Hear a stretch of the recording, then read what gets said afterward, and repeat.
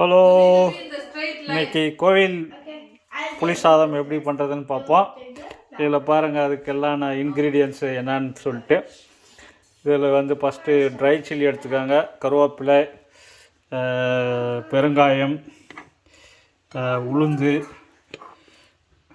கடலைப்பருப்பு, இது கடுகு, இது பாருங்கள் மஞ்சத்தூள், மிளகாய், 100 மில்லி எண்ணெய். ஓரளவு ஒரு 2 கைப்பிடி அளவுக்கு இது எடுத்தீங்கன்னா ஒரு 100 மில்லி எண்ணெய் போட்டுக்கணுங்க.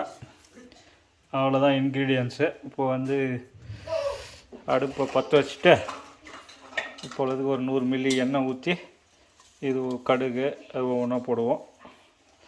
இப்போ பாருங்கள். ஓகே, ஃபஸ்ட்டு கடுகு போட்டுச்சிங்க, கொஞ்சம் உளுத்தம்பருப்பு, அதுக்கப்புறம் ஒரு 1.5 டீஸ்பூன் கடலைப்பருப்பு, இன்னொரு கொஞ்சம்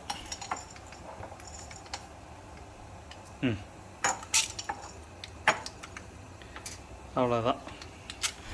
கொஞ்சம் அப்படியே ஃப்ரை ஆகட்டும்.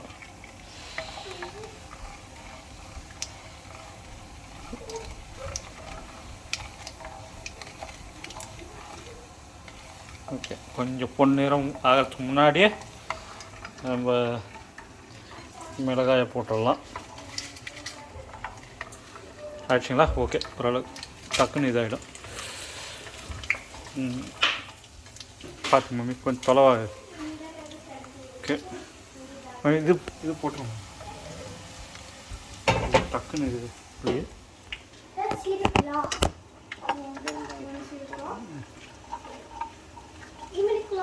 ஸ்பூனு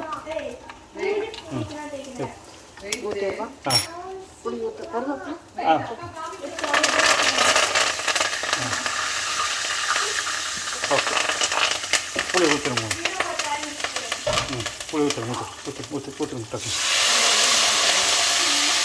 அவ்வளோ கொஞ்சம் பார்த்து இருங்க, ஊற்றுங்க. கொஞ்சம் மெதுவாக அது ஒன்றும் கஷ்டம் ஏதாவது இருக்குதான்னு பார்த்துட்டு நிறுத்திடுங்க கொஞ்சம். அதை ஊற்றிடுங்க. அவ்வளோ.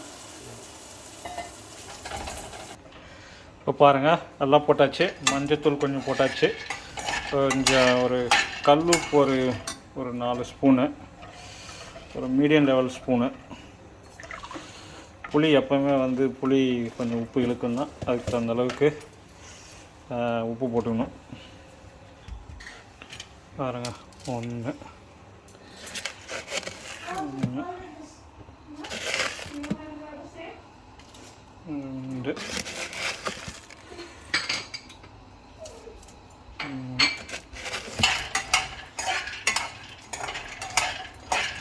இருக்கட்டும், அப்புறம் பார்த்துட்டு போட்டுக்கலாம்.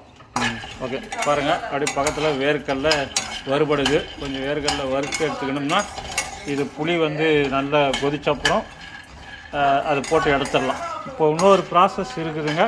அந்த ப்ராசஸ் என்னென்னா, ஒரு பொடி. அந்த பொடி செய்யறதுக்கு இன்க்ரீடியன்ஸ் என்னென்னு பார்ப்போம்.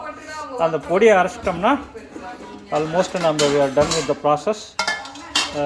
அதுக்கப்புறம் அந்த பொடியை வந்து இது நல்ல புளி சுண்டி வரும்போது நம்ம அந்த பொடியை போட்டு ஒரு 10 நிமிஷம் விட்டு, ஒரு 5 நிமிஷம் விட்டு அதுக்கப்புறம் இறக்கிற வேண்டியது தான். இப்போ அடுத்து அந்த பொடி அரைக்கிறதுக்குங்க, அதுதான் அந்த வாசனையை கொடுக்கறது. பாருங்கள், கொஞ்சம் மிளகு, வெந்தயம், மல்லி, கொத்தமல்லி, பெருங்காயம், அதுக்கப்புறம் மிளகாய், கருவேப்பிலை ஒரு கொத்து. அது பாருங்கள், வறுத்து எல்லாத்தையும் ஒரு பாத்திரத்தில் போட்டுருங்க. அதுக்கப்புறம் அதை பொடியாக்கணும். அதுதான் இப்போ ஒவ்வொன்றா வறுத்துங்குது. அது பாருங்கள். எடுத்துடலாம். பாருங்கள், கொஞ்சம் பெருங்காயத்தை அப்படியே அது லாஸ்ட்டில் போட்டு அப்படியே வணக்கி எடுத்து ஒரு பிளேட்டில் கொட்டிடுங்க. இதை வந்து நைஸாக பொடி பண்ணிடுங்க. அவ்வளோதான், பொடி ரெடி. இந்த கொதிச்சிட்ருக்குது புளி காய்ச்சல். கொஞ்சம் நேரத்தில் ரெடி ஆகிடும். பாருங்கள், அந்த பொடி அரைக்கிறதுக்கு நல்லா கொஞ்சம் ஆறின அப்புறம் எடுத்து மிக்சியில் போட்டு நல்லா பொடியாக்கி நைஸாக வச்சுக்கோங்க. சூடாக இல்லாமல் ஆற வச்சு பண்ணிங்கன்னா நல்லாயிருக்கும், ஒட்டாமல் பளபளன்னு அரையும். ஓகே, பாருங்கள், நல்லா அந்த ஒரு ஸ்டேஜுக்கு வந்துருச்சு. இப்போ வந்து இன்னும் கொஞ்சம் ஒரு 1 மினிட்டில் அந்த பொடியை போட்டு ஒரு ஒரு ஒரு 5 மினிட்ஸ் விட்டு அப்படியே இறக்கிடலாம். பாருங்கள், அது அவ்வளோதான், ஆஃப் பண்ணியாச்சு, இறக்காச்சு. ஒரே மணமாக இருக்குது. அந்த பொடி போட்டதுக்கப்புறம் அந்த புளிக்காய்ச்சல் ரொம்ப மணமாக இருக்குது. நீங்கள் வந்து அப்படியே எடுத்து ஸ்டோர் பண்ணி வச்சுக்கலாம் ஃப்ரிட்ஜில். எப்பப்போ வேணுமோ அப்பப்போ கொஞ்சம் போட்டு சாதத்தில் பிசைஞ்சு சாப்பிட்டுக்கலாம். இல்லை நல்லா நிறைய பேருக்கு புளி சாதம் கிண்டினாலையும் அப்போ வந்து சாதம் வடிச்சிட்டு சாதத்தில் கொஞ்சம் எண்ணெய் ஊற்றி அப்படியே பலன்னு வைங்க.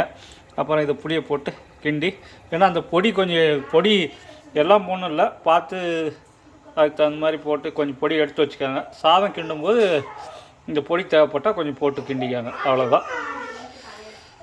தேங்க்யூ.